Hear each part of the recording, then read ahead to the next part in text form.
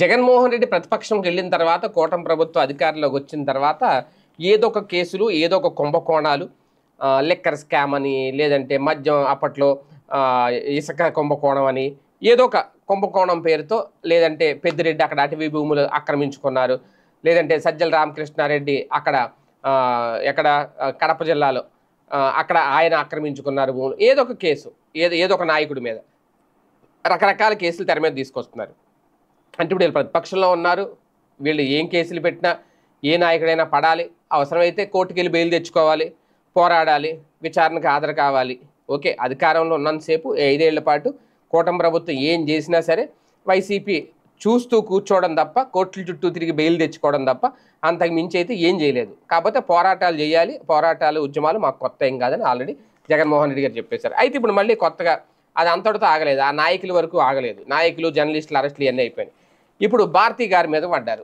భారతి గారికి గతంలో జగన్మోహన్ రెడ్డి హయాంలో భారతీ సిమెంట్స్కి అప్పనంగా భూములు కట్టబెట్టారు అంటూ ఎన్నికల షెడ్యూల్కు ముందే బరితెగించారు. భారతీ సిమెంట్స్కి దాదాపు 744 ఎకరాల సున్నప్రాయ లీజుకి ఇచ్చేశారు అనే ఒక ఆరోపణ అయితే తెర మీద తీసుకొచ్చారు. తండ్రి అధికారం అడ్డం పెట్టుకుని అడ్డగోలుగా సంపాదించేశారంటూ వైఎస్ జగన్పై అనేక కేసులు నమోదయ్యాయి.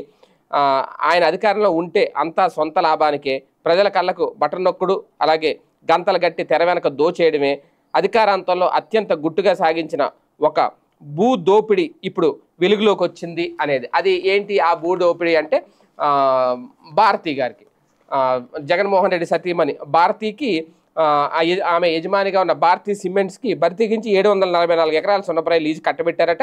ఇప్పుడు వైఎస్ హయాంలో మొదలైన ఈ తంతంగా 2024లో మరికొన్ని రోజుల్లో ఎన్నికల షెడ్యూల్ వస్తుంది అన్నట్టుగా గుర్తించి ముందుగానే గుట్టుగా ముగించేశారు. కడప జిల్లాలోని ఎర్రగుంట్ల కమలాపురం మండలాల్లో విస్తరించిన ఈ గనులను 50 ఏళ్ల కాలాన్ని కట్టబెట్టారు.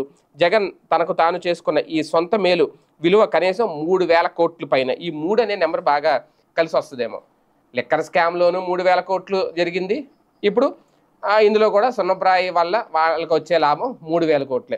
అంటే ఇంకా సింగిల్ కోట్లు, 100 కోట్లు, 10 కోట్లు ఇవన్నీ పోయిన ఇప్పుడు 1,000 కోట్లు. ఇంకా 1,000 కోట్లు అనే పదాలు బాగా ఏ స్కామ్ చూసినా 1,000 కోట్లే.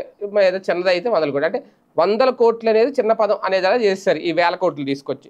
ఓకే, నిజంగా దీని మీద మళ్ళీ కొన్ని రోజులు దీని మీద ఏమైనా ఎంక్వైరీ చేస్తారా, దీని మీద ఒక సిట్ వేస్తారా, లేదంటే దీని మీద కూడా ఏమైనా విచారణ జరిపిస్తారా, కేంద్ర బృందాలను ఏమన్నా రంగంలోకి దింపుతారా ఏంటనేది తెలియదు. కానీ మొత్తం మీద ఇక చాలానే రాసుకొచ్చారు. మళ్ళీ కొత్త కేసు ఇప్పుడు జగన్ మెడకి చుట్టుకోబోతుందా, ఇది ఎక్కడి వరకు వెళ్తుందనే చూడాలి.